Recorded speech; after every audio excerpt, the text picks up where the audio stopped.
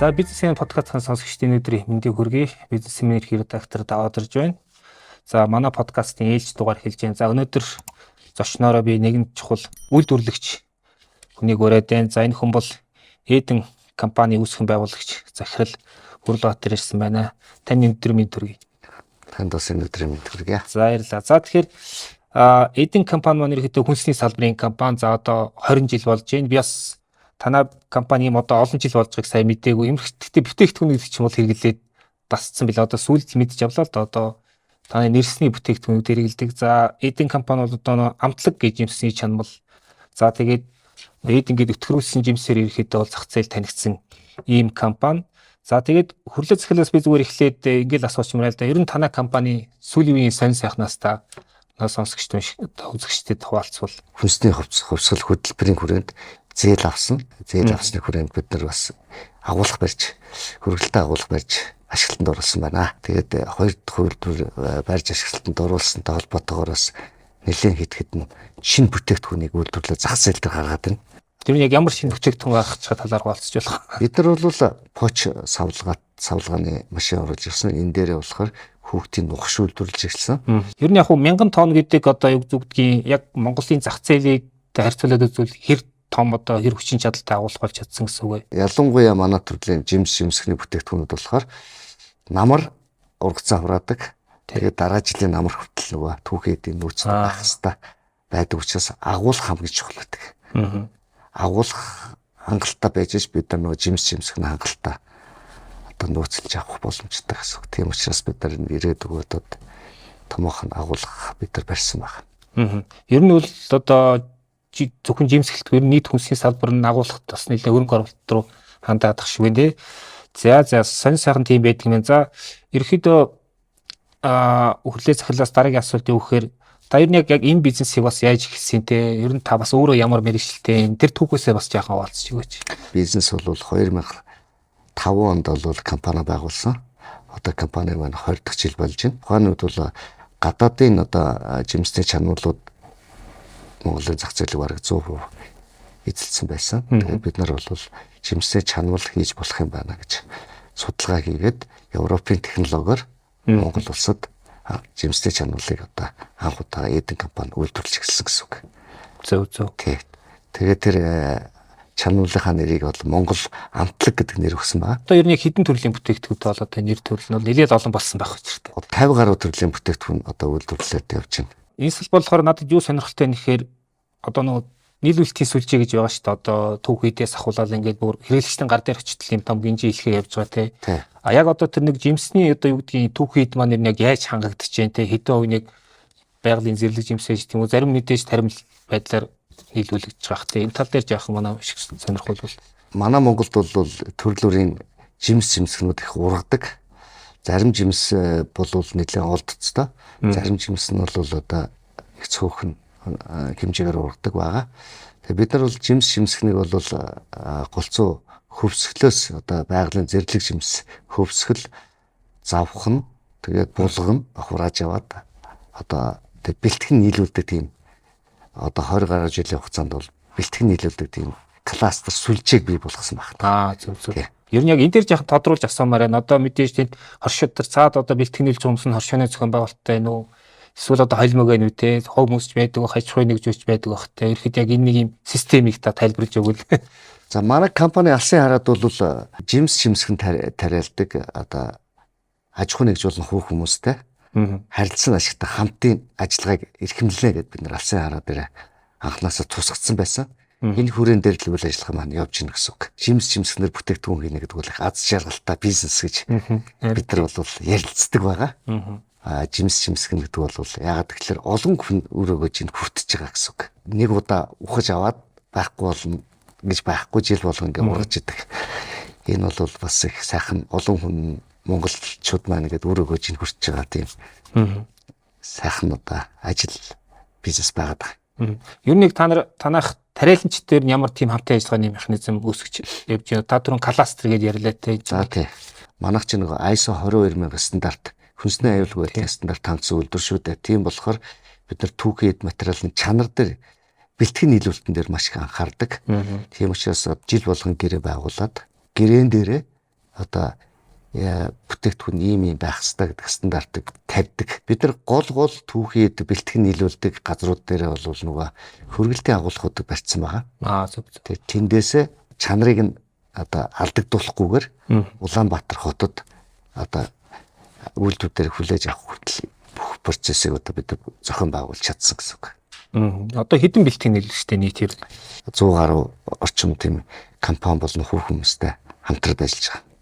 Түүхий дээр ахаа зүгээр тодорхойлоход Монгол жимсний одоо түүхий дээр өвдчтэй те ер нь яг онцлог нь бас юу вэ те бусад орны жимстэй харьцуулахад гэх юм уу?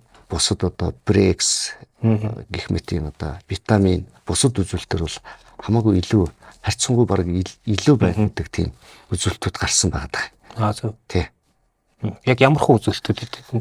Одоо жишээл чацарган жимсэн дээр жишээлбэл тосны үзүүлэлт нь бол хамаагүй их байдаг тий. Витамины хэмжээ бол бас өндөр байна гэсэн тийм судалгаа гарсан байна. Ерөн зүгээр одоо нөгөө талаас нь асуугаад одоо зах зээлийг хэрэглэгч талаас нь асуух тань л да. Ер нь монголчууд яг энэ төрлийн бүтээгдэхүүнийг хэр ингэж нөгөө одоо хэрэглэж зансан ард түмэн тэр ихэд ийм масс үйлдвэрлэлийн зарчмаар өмнө нь яг ингээд олон зуун жил түүгээд итгэл байсан баг л та. Яг зах зээлийн хувьд ер нь яг бас цаашдаа яаж хөгжих боломжтой хэрэглэгчийн зам төлөвч гэх юм тэр талаар нь сонирх.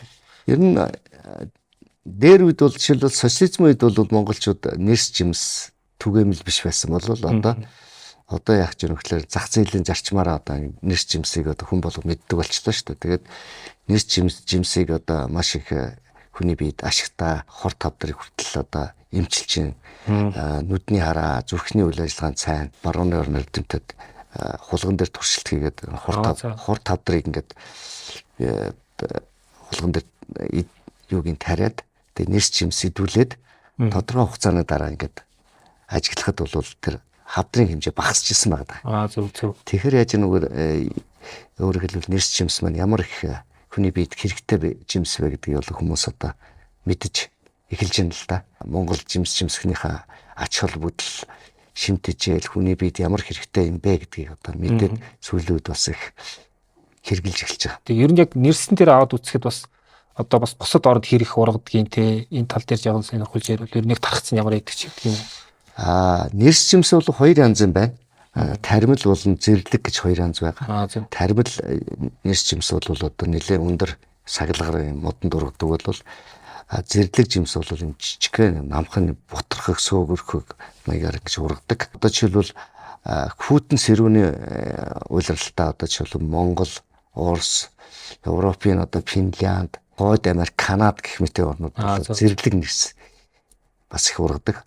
Нөгөө нэг хүүтэн цаг агаартай газар учраас нэрс жимс их ургадаг байна. Бусад орнуудад бол одоо тармил жимсийг бас нэлээд их хэрэгжилж байна. Чанарын хувьд бол зэрлэг жимс бол нэрс жимс бол илүү хүний биед илүү сайн ач холбогдолтой, эмчилгээний ач холбогдолтой, эрүүл мэндэд сайнаар нөлөөлдөг гэж бас эрдэмтэд судалгаа гаргасан байна. Ер нь яг зүгээр хэрэглэхийн хувьд за танах мэдээж тодорхой бүтээгдэхүүн болгоод гаргаж байгаа. Одоо зүгээр нэрсэн дээр бас аваад үзэхэд одоо нэрс бол намар ингээд нэг хэсэг одоо худалдаанд гадуур ингээд зарагддаг те нэг хүмүүс нэг хэсэг хэрэгэлдэг. Ер нь зүгээр яг хэрэглэх соёлын хувьд бас эрдэмтэд тавс тайлбарлаж өгвөл тэг зэрлэгээр нь хэрэглэх нь ямар ялгаад онцлогтой байдгийг бүтээгдэхүүн байдлаар хэрэглэхээр ямар онцлогтой байдаг гэдэг ч юм уу. Зарим хүмүүс бол одоо нэрс жимсийг яг жимс чигээр нь худалдаж аваад ингээд хэрэгжилж байгаа хэрэгжилж байгаа хүмүүс бас байна. Манай компанид болохоор бүтээгдэхүүн үйлдвэрлэж түүгээр зах зээл дээр гаргаж байгаа. Ер нь бол импорт маш их байна шүү дээ, тий. Тэгэхээр ягаад одоо Монгол жимсхнэр импортыг орлох бүтээгдэхүүн хийж болохгүй гэж бид анх одоо бодож тэгээд энэ импортыг орлохын бүтээгдэхүүнүүдийг хийгээл явж байгаа юм л да. Ер нь яг хүмүүс зарим нь ингэж ярьдаг. За ингээд бүтээгдэхүүн болгосон одоо нэрсний одоо юу гэдэг энэ төр шүүс чанамлыг авахарж явах юм илүү сахартай байгаад идэг энэ төр гэдэг ч юм уу те. Яг тийм янз янзын холцсон энэ төр гэсэн тийм яриа байдаг л да зүгээр тэндээ тайлбарж өгвөл те. За яг уу бүтээгдэхүүний онцлог бол одоо жимсний чанамл гэдэг жишээл бүтээгдэхүүнийг ярих юм бол бүтээгдэхүүний онцлог нь өөрөө сахартай шүү дээ. Сахарын агуулмжууд бүр их байдаг байсан. Цаанаасаа их байдаг. Ер нь бол бусад орны юуны бүтээгдэхүүнийг харж байхад бол 50-аас 60 орчим хувь 65 орчим хувь сахартай. Сахарын агуулмж нэг өдрөө байдаг. Харин манай компанийн хувьд бол бид нар сахарын агуулмжийг багасгасан байгаа. За. 38 орчим хувь дээр сахарын агуулмжтай бүтээгдэхүүн хийж байгаа. Бид нар бас сахаргүй бүтээгдэхүүн одоо нөгөө сахарын өвчтөе хүмүүс зориулсан тийм бүтээгдэхүүн хийхэд бид нар бас судалгаа хийгээд ажиллаж байгаа хэрэгтэй. Одоо яг зүгээр танаа зах зээл ба их гардаг бүтээгдэхүүнээ зүгээр импортын болон дотоодын ингээд харьцуулаад үзвэл одоо харьцааг ямар их байгаа вэ? Жишээ нь нэрсний чанар дээр аваад үзэх гэдэг юм уу зарим гол бүтээгдэхүүнүүд дээр. Одоо бол нэг 50% дээр импорт 50%, дотоодын үйлдвэрлэлүүд компаниуд нийлээд 50% бүтээгдэхүүнийг одоо үйлдвэрлэж байна гэсэн тийм судалгаа бол гаргасан байна. Тэгэхээр бол энэ бол бас монголчууд маань бас дотоодынхаа бүтээгдэхүүнийг юм үндэсний үйлдвэрлэлийг бас дэмжих тийм хандлагатай болж байна гэсэн тийм статистик судалгаа тоо үзүүлэлтээр бол харж болох хэрэгтэй. Дотоодын зах зээлийн хувьд цаашдаа ер нь бас хэр одоо тэлэх боломжтой. Одоо танах бол үүдийн тодорхой хугацааны дараа за бид нэр энэ зах зээл дээр ханах юм байна. Өөр нэг тийм одоо үүдийн шинэ зах зээл рүү гарах хэрэгтэй бол нэг дотоодын зах зээл дахиад орон зай хэр байгаа вэ тэлэх. Яг үндэ бол одоо жимсний чануулын зах зээл бол нэг том зах зээл биш шүү дээ. Том зах зээл биш. Тэгвэл бид нар бол нөгөө жимсгнэр хийж болох төрлөөрийн бүтээгдэхүүнүүд бид нар хийн гэж зорилго тавиад ажиллаж байгаа. Тийм учраас одоо төрлөөрийн бүтээгдэхүүнүүдийг хийх одоо боломжууд бол байгаа. Шинэ бүтээгдэхүүнүүд хийх боломж байгаа. Одоо танай үндсэн түүхий чинь чацарган нэрс өөрийгөө анс байна. Анс үхрийнүүд байна. Үхрийнүүд. Ер нь цаашд бас өөр тийм шинэ түүхийдүүд нэмэгдэх бололцоо нэр байгаас. Чацарганыг бол хамгийн сайн одоо тармилж уургуул чадчихна. Энэ одоо туршлагаар одоо бусад төрлийн жимсгнийг одоо тарж ургуулах шаардлагатай байгаад байна л да. Юу гэхээр бусад төрлийн жимсг нь Монголд одоо аль хэдийнэ ингээд нутагччихсан. Нутагшаад одоо Монголд ургах нь бол тодорхой зарим хүмүүс ингээд хашаандаа ургуулж байна тий. Ийм төрлийн жимсийг одоо ер нь алийг нь илүү хамгийн түрүү тармилжуулах боломжтой. Одоо үхрийнүүдийг бол үхрийнүүдийг тармилжуулах хэрэгтэй байна. Гэхдээ үхрийнүүдэн дээр нэг жоохон хэцүү асуудал нь үхлээр хавар нэг яг 105 сарын сүүлээр нөгөө цэцгийн нөгөө одоо кяру цохоод унцдаг. Энээс бол тариаланчдаг болгоомжлдог байгаа. Тэгэхээр яг уу гэхээр энийг шийдээд нэгэд явж чадах юм бол үхрийнүүдийг бол жимсийг тармилжуулаад маш их хэмжээгээр тарж ургуулад одоо Монголын бас чацаргантай адилхан брэнд жимс болох боломж байхад. Тэгэхээр түүхийдүүд бас онцгой чанартай. Тий, зарим төрлийн үхрийнүүд байна, бөөрөлзгөн байна, тий. Их мэтийн одоо жимснүүд бол Монголд аль хэдийн зүгээр ингээд айл болгон хашаандаа тариад ургуулах боломжтой. Ялангуяа бас зарим сүүлийн үед бол нөгөө ширхэг жимс буюу нөгөө том ширхэг жимснүүд буюу одоо жишээлбэл чавга, алим их мэтийн жимснүүдийг бол тармилжуулж ургуулж их хэмжээгээр тарж ургуулах шаардлагатай тулж ирээд байна л да. Ер нь яванда тийм болох хэрэгтэй тий. За. Ерхэд яг танаас салбарч чинь бас ийм тээвэрлтийн юмнууд бол бас өөрсдийн юугаар явж байна одоо автопаркаар ч гэдэг юм уу. Одоо нэг утгад аймагуд нөгөө хар замаар холбогдчихлоо шүү дээ тий. Тэгэхээр тээвэр логистикийн асуудал бол хийхэд бол харьцангуй gaах. Харин бүр тэр тайгад ургаж байгаа жимсэг бол тийм шавартаа, намагтаа, устаа их хүндрэлтэй учраас бүр тийм хүчтэй одоо тийм машинаар маш хурдан хугацаанд тээвэрлэлтэй хийх шаардлагатай байдаг. Яагаад гэвэл хөргөжтэй агуулганд хадгалж агаад тэгээд маш хурдан хугацаанд нөгөө аймгийн төв рүү татаад тэрнээс ингээд Улаанбаатар руугаа хөргөжтэй машинаар ингээд тээвэрлэдэг. Танаас салбартаас нөгөө хүний нөөцийн хүрэлцээ яг ямар их байдгийг нарийн технологи одоо мэрэгжлийн хүмүүс бас шаардлагатай болдог бах тий. Ер нь хэр бэлтгэж байна бас. Анх одоо компани эхэлж яхад бол тийм ур чадвартай тийм хүмүүс олоход хэцүү байсан л да. Одоо ингээд 20 гаруй жилийн хугацаанд бол энэ асуудлыг бид нар шийдсэн байна. За мэдээж танай бүтээгдэхүүн ингээд масс зах зээл одоо сүлжээ дэлгүүрүүдээр бол борлуулагддаг. Бусад юу гэдгийг одоо хорёка салбарч гэдэг юм уу өөрөө аялал жуулчлалын янз янзын байгууллагууд шүү дээ одоо зарим рестораны меню юмд ч орж ирдэг юм. Ер нь бусад ийм зах зээлийн эдийн сувгууд сүлжээнүүд ямар гол түншүүд чинь ямар байна гэж асуух гээд. Ер нь бол бид нар уул уурхайн компаниудад бас нийлүүлж байна, бэлтгэн нийлүүлж байна. Том зочдууд амралтын газар очихоор чацарган нэрсэн ансны шүүс зардаг шүү дээ. Энэ чинь өөрөөр хэлбэл бас энэ манай компани болон бусад компаниудаас бид нар худалдан авалтаа хийгээд зарж яана л гэсэн үг. Ерөнхийдөө энэ зах зээл нь бас тодорхой өрсөлдөөнтэй. Ерөн зүгээр яг та өөрийн бүтээгдэхүүнүүдийн зүгээр гол өсөлтөх чадвар яг манайх ийм учраас энэнгэр ил өрсөлдөх чадвартай гэвэл та яг юу гэж тодорхойлох вэ? Түүхэд материалыг бэлтгэн нийлүүлэлтээс авахуулаад эцсийн шатвартлаа бүх олон улсын ISO 22000 стандартын дагуу бүтээгдэхүүнээ үйлдвэрлэх учраас манай бүтээгдэхүүн аюулгүй. Найдвартай. Хоёрдугаарт бол манай компани бол бүтээгдэхүүнийг бол таслахгүйгээр жилийн дөрвөн улиралд ханган нийлүүлж чаддаг нь бол манай компани онцлог. Бас давуу тал болж байгаа. Ер нь бол доктортой үйл ажиллагаа явуулж чадчих шүү дээ. Доктортой. Харилцагч хэдийд биднээс бүтээгдэхүүн авахыг хүсэн тэр үед манай бүтээгдэхүүн бид ханган нийлүүлэх боломжтой гэсэн үг. Тэгэхээр таны хувьд бол ихэд нэг хэвлэлээр нэг гарч харагддгүй санагдах юм. Тэгээд яг хувь бизнес эрхлэлийг би сонирхож асуумаар нь юу гэхээр ер нь Хүрлбаатар гэдэг яг бизнес эрхлэгчийн хувьд яг одоо ямар алсын хараатай хүн юм те яг одоо энэ бизнесийн ертөнцид бас ямар гол үнцийн бүтээх явж байгаа гэдэг тэр нэг том зургаа ярил. Газар тариалан эрхэлж байгаа, жимс сэмсгний аж ахуй эрхэлж байгаа хүмүүстээ хамтарч ажиллая. Хамтдаа хөгжиж гэдэг. Тийм алсын хараа зорилготой байгаа учраас жимс сэмсгэнд тариалж байгаа одоо хүмүүс аж ахуй нэгжтэй. Тэр хүмүүстэй бид нар бол салшгүй холбоотой гэсэн үг. Жишээ аваад ирэх юм бол төрийн албан хаагч цалин бага шүү дээ тий. Жилдээ манай компанид 25 тонн чөтгөр нийлүүлдэг. Зөв. Тий. Тэгээд тэр мөнгөөрөө ямар ургацаа хурааж аваад манад нийлүүлээд яг амьдралынхаа бусад асуудлыг шийдэж чинь тий. Тэгэхээр хүн яаж яах вэ гэхээр ажилсаг хөдөлмөрч байх хэрэгтэй гэдэг хүмүүстэй хамтарч ажиллах дуртай. Тэгээд бидний одоо зорилго юу гэж яах вэ гэхээр бусад төрлийн жимсгнүүдийг газар тариалан эрхэлж байгаа хүмүүстэй хамтарч ажиллаад Монголд ургуулад Монголд гэсэн өөрийн гэсэн одоо энэ ургуулсан жимсэг гэдэг ямар сайхан бэ те.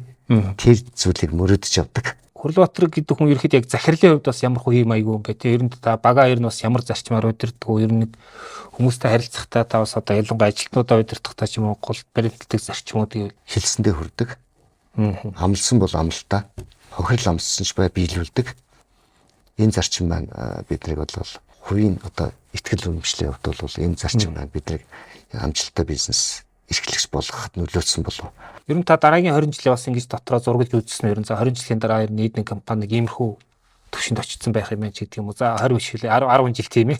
Би бол зөвхөн компани гэж ярихгүй байгаа даа. Цаана нөгөө биднэрт бэлтгэн нийлүүлж байгаа хүмүүс маань байж иж манай компани оршин тогтнох учраас би энэ хоёр маань ингээд салшгүй холбоотой байгаад байна л та. Тэгэхээр тэр бэлтгэн нийлүүлж байгаа компаниуд маань ухаалаг аж ахуй эрхэлчихсэн.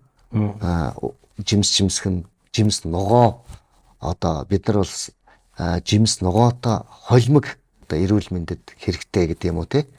Жимс ногооны холимог тийм бүтээгдэхүүнүүд хийхээр ажиллаж байна.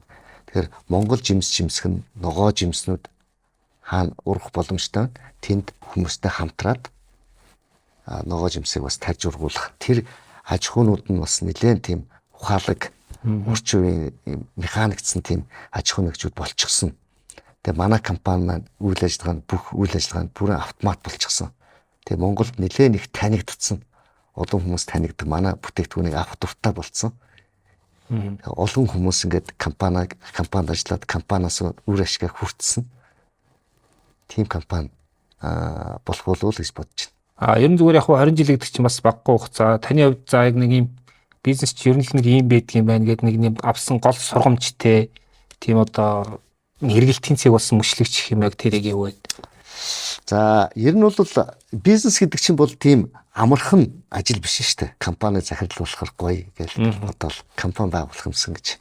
Гэтэл дэлхий дээр одоо ингээд судалгаа дэлхий дээр гаргасан судалгааны ялангуяа энэ Америк хүчтэй орнууд судалгаа хийхэд бол бизнес шинээр үүсгэн байгуулсан энтерпренеур те захирлуудын компаниудын 90 орчим хувь дампуурчдаг гэсэн судалгаа байдаг. Тэгэхээр бизнес гэдэг бол их амаргүй ажил байна. Тэгэхээр би яасан бэ гэхээр бизнесийн чиглэлийн нэлээд хэдэн сургалтуудад суусан байна. Зөв. Сургалтуудад суугаад хэдэн оны үед тэр чи одоо 2010 12 3 оны үед юм уу да. Сургалтууд суусан. Тэгээд ер нь бол бизнес хэрхэн яаж хийх тэр арга замуудыг одоо сурч мэдэж авсан гэсэн үг. Тэрнээс хойш мэрэгжлийн бизнес эрхлэгч болъё гэдэг зорилго тавьсан. Мэрэгжлийн бизнес эрхлэгч. Ер нь бол мэрэгжлийн бизнес эрхлэгч гэж ямар зүгээр ярих юм бол нэг одоо бараа бүтээгдэхүүнээ сайн стандартын дагуу үйлдвэрлэдэг тий. Нэг дурайж нэг 50-аас доошгүй ажиллаж 50-аас дээш ажиллаж та тий. Өдөрддөг тий. Өдөрддөг тий. Тэгээд компани нь бол одоо мэрэгжлийн ур чадвартай хүмүүсээр одоо өдөрдөх шатны хамт олно бүрдүүлсэн тим компани байгуулж чадаад бүтээгдэхүүн хамгийн гол нь зах зээл дээр маш их сайн эрэлт хэрэгцээтэй зарагддаг тий. Тийм бүтээгдэхүүн хийсэн компаниуд бол мэрэгжлийн бизнес эрхлэгч болж байна л гэж өөрийнхөө бодох хэрэгтэй байна. Одоо нөгөө employee brand гэдэг нэг нэр томьёо байдаг. Өөрөөр хэлбэл энэ одоо тухайн компанид хүмүүс татагддаг шалтгаан гэх юм уу та тий. Компани соёл талаас нь бас тайлбарладаг. Ерхэд яг Eden компани танаа ажилтнууд нь яагаад татагддаг вэ? Eden компаниг ажиллахад нь юугаараа сайхан бэ гэдэгт дээр та яг юу хэлэх вэ? Тухайн хүнд нь одоо ажиллах орон зайгийн эрх чөлөөг нь гаргаж өгдөг. Тийм байдаг. Энэ маань бас ажилчид маань урам зориг болт юм болов уу гэж боддог шүү дээ. Ер нь та зүгээр тухайн хүнийг ажилд авах гэдэг юм уу эсвэл аль нэг хүнтэй хамтарч ажиллах бол яг юун дээр үндэс шийдвэр гаргадаг яг юуг нь за энэ хүнтэй ер нь хамтраа авчиж болох юм байна. За энэ хүнийг ихтгэлд өгөөд ингээд ажиллаж болох юм тийм үү? Ажилд авахдаа бол нэгдүгээрт бол ур чадварыг нь харна. Мэргэжлийн ур чадвар. Мэргэжлийн хаана ажиллаж ирсэн, хэдэн жил ажилласан, ямар ажлын туршлагатай тий. Юу хийж бүтээж ирсэн хүн бэ гэдгийг сонсно. Тэр бол нэлээд чухал үзүүлэлт байдаг. Тийм ур чадвартай хүнийг ажилд авах их дуртай. Юу гэдэг сонирхолтой. Гэхдээ бас залуу одоо дөнгөж сургууль төгссөн хүүхдүүд бас байдаг. Тэднийг ч гэсэн авах дуртай тий. Аль аль нь компани байх хэвээр. Нөгөө ур чадвартай хүмүүс маань залуу хүнээ сургаад халамжлаад одоо менторлоод чиглүүлээд заагаад болохгүй юм хэлж өгөөд ингээд яваасаа гэж боддог. Тэгэд манай Монголд ийм мэрэгжлийн ур чадвартай хүмүүс дутагдaltaй байна шүү дээ тий. Тий. Янз янзын одоо жишээл цахилгааны инженер, автоматикийн инженер гэхэд одоо ховор олдохгүй. Тэгэхээр бид нар яг олон хүнийг ингээд компани одоо ур чадвартай хүмүүс маань бэлтгээсээ зааж чиглүүлээд гараасаа гэж боддог. Тэгвэл ер нь бас за одоо энэ хүнийг ер нь явуулсан дээр юм байна. Энэ үтэ зуурлаа тэр нь хэрэггүй юм бай тээ. За энэ үнтэй хамтрахаа боловч гэх юм тэр шийдвэр ер нь яс юунд төсөлж гаргадаг вэ? Өөрөө сурах одоо тийм хандлага байхгүй тий. Сурах сэтгэл байхгүй. Ингээд ийм хүнийг ингээд гिचнээ юм зааж өгсөн шигсэн тэрийг хүлээж авах одоо чадваргүй, сонирхолгүй, ажилдаа сонирхолгүй тийм хүн бол айгүй хамт ажиллахдаа айгүй хэцүү байдаг. Чамтай хамтарч ажиллахгүй гэж хэлэхэд бас хэцүү. Тийм ээ? Тэгээ тэр хүн одоо тийм хүнийг бол одоо ингээд ер нь голцоо өөрсдөө яадаг вэ гэхээр нөхцөл байдлаа ойлгоод би энэ өөрийн замаа хөөсөн юм. Өөрөө ингээд явсан дээр юм байна гэж голцоо тийм шийдвэр гаргадаг л да. Түүнээс биш одоо манад ажиллах шаардлагагүй хүн гэж шууд бол хэлдэггүй. Тэгж хүний зүрх сэтгэлийг одоо мохох тийм зүйлийг бол нэг хийдэггүй. Тухайн хүнд бол ажлаа илүү сайхан хийх одоо боломжийг нь шаарддаг. Энэ ажил чинь болохгүй байх шүү дээ гэдэг шаардлага тавьдаг. Тэгээ тэр хүн ингээд шаардлага улам өндөрсөх тусам яах вэ? Тэр хүн хийж чадахгүй бол тэгээд би бол одоо ингээд ажиллах боломжгүй байна гэдэг өөрөөсөө ойлгоод явдаг. За подкаст мөрөд яг төгсгөл рүүгээ ирж байна. Тэгээ бас нэг зүйл сонирхож асуух. Та түрүү ярьлаа ингээд 12 онд нэг бизнесийн сургалтууд амраад энэ яг бизнесийг өдөрт нэг мэрэгжлийн төвшөнд өдөрт гэдэг ямар гэдгийг илүү ойлгосон гэдэг гэж байна. Ер нь цаашд бас та зүгээр яг хувь хүний хувьд Хөрлөбаатар гэдэг хүнийг яаж ер нь хөгжүүлмээр байна те. Та илүү юуг ямар мэдлэг ур чадварыг бас эзэмшмээр байна. Тэн дээрээ та яг сонирхуулж ярил. Би өөрөө их сурахаас илүү одоо хамт ажиллаж байгаа ажилчдаа илүү сургамаар байна гэж би хэлмээр байна. Тэд нар маань өндөөж одоо өндөөж гарч ирэх цаг нь одоо цаг одоо болж байна те. Тэгэхээр би өөрөө хэлвэл нөгөө ажлаа одоо сайн ур чадвартай хүмүүс тэгээд бага шилжүүлнэ. Зөв. Өөрөө бол нөгөө хүсэж сонирхож байгаа өөрийнхөө зүйл рүү одоо илүү анхаарч те.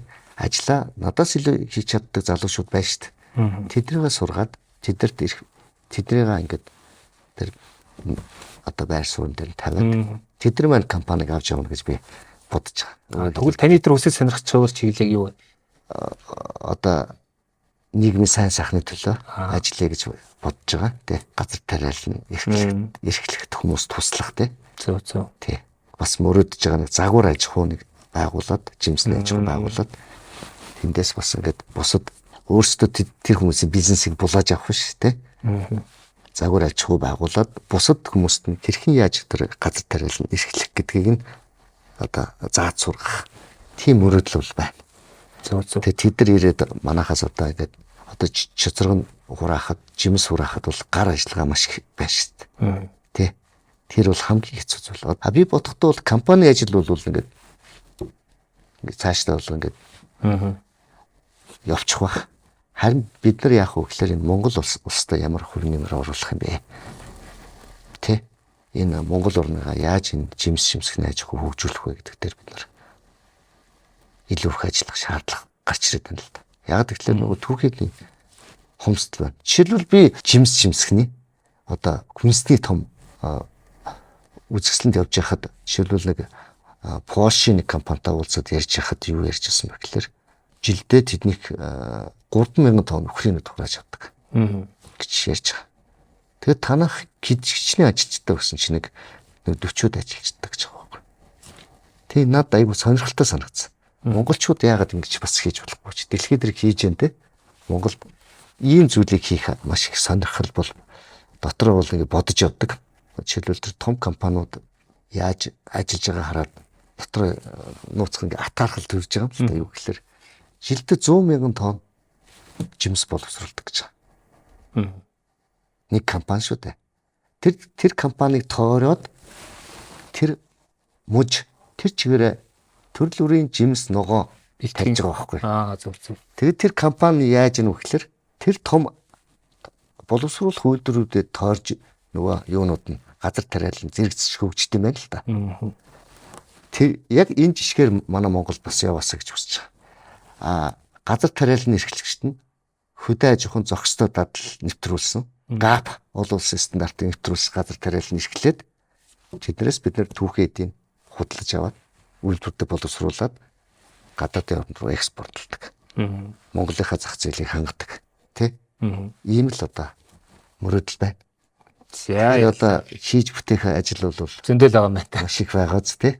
Наадах ч аюу гоё мөрөөдөл, ер нь гоё ажил байна. Хамгийн сүүл сонирхоод асуугаад 20 жил болж байгаа. Ер нь нэг 20 жилээр бас ямархуу ажлыг төлөвлөлөөд байна те. Бас нэг нийгэмд өгч бас гол мессежүүд гэж байгаа хтэй. За 20 жилийн хугацаанд бол манайх бол 90 цент хүрч ийн гэж монголчууд одоо манай компани бүтээгдэхүүнийг бүгд мэддэг боллоо. Тийм ээ. Эдийн компани гэхэлэр хүмүүс бас ойлгодог. Тий. Бүтээгдэхүүнүүд л мэдээд идэг, компаниг нь сайн мэддэг. Тэгэхээр бид нар яах вэ гэхэлэр компани сурчилж таниулъя. Тэгээд манайх нэлээд одоо сүүлийн үе залуучууд манад маркетинг магийнх нь нэлээд сурчлагын ажил хийж, пост хийж, юу хийж, бас нэлээд маркетингийн ажлууд хийхээр бид нар төлөвлөсөн байгаа. Тэгээд бас бид нар бас хүмүүсийн сайн сайхны төлөө бас ингээд нэлээд хитэн бас ажлууд бас маркетингийн хүрээнд төлөвлөсөн байгаа. Зарим жишээлбэл дурдах юм бол сургуулийн гаднах орчныг сайхан ногоон зүлэг тарьж тогтчуулъя гэдэг. Бид нар жишээл ийм ажил хий гэж бас төлөвлөж байна. Гэх мэтлэн бас ажлуудыг төлөвлөсөн байна. Бас компанийнхаа 20 жилийн арга хэмжээ мэдээж хийн. Хамт олондоо чиглэсэн юм мэдээж байгуулах тийм ээ. Шинэ үйлдвэр ашигтанд орж байгаа учраас шинэ үйлдвэрийнхаа нээлт хийн. Ногоо жимс боловсруулах үйлдвэр байгаа. Яагаад бид нар шинэ үйлдвэр барьж байгаа вэ гэхээр одоо нэг үйлдвэрт одоо бүх бүтээгдэхүүнүүдээ хийж үйлдвэрлэх одоо боломжгүй болж эхэлж байна. Тэгэхээр зайлшгүй одоо зах зээлийн шаардлагаар нөхцөл байдлын шаардлага шинэ үйлдвэр барьж байгаа. Тэгэхээр бид нар шинэ бүтээгдэхүүн үйлдвэр барьж байгаа гэдэг чинь шинэ бүтээгдэхүүнүүдийг хийнэ гэсэн үг. За баярлалаа. За тэгэхээр үнэхээр гоё бизнестэй, жимсний бизнес та түрүү хэлсэн ингээд буянтай бизнес тэгээд шинэ агуулгатай, шинэ үйлдвэртэй, шинээр илүү шинжилсэн том алсын хараатай тий. Энэ дугаарт одоо эдийн компани бизнесийг ярьсан тех олзуурах чинь яг тэгэхээр бас хэрэглэгчдэр бол яг цаана ямар компани байдгийг мэддэггүй тий энэ бүтээгдэхүүний зард. За ингээд хоёлаа подкаста өндөрлөе гэж бодож байна. За тэгээд бас дуулахад бас дараа сэтгүүлийн дугаарт бас та энэ эдийн компани талаар бас бид нэр тусгай материал бичиж бас нийтлэх болно. Тэндээс илүү бас ер нь яг ямар үнцийг бүтээгээд яваад байгаа юм бизнес гэдгийг танилцах боломжтой хаа гэж бодож байна. За ингээд маа зочноор эдийн компани үүсгэн байгуулагч захирал Хөрлөбаатар Орслоо ингээд танд амжилт хүсье. Сонсогч та бүхэн, үзэгч та бүхэн бизнесмений YouTube channel-ыг дагаарай, лайк, шеэр, комментээр биднийг дэмжээрэй гэж хүсэх байна. Ингээд танд баярлалаа. За баярлалаа.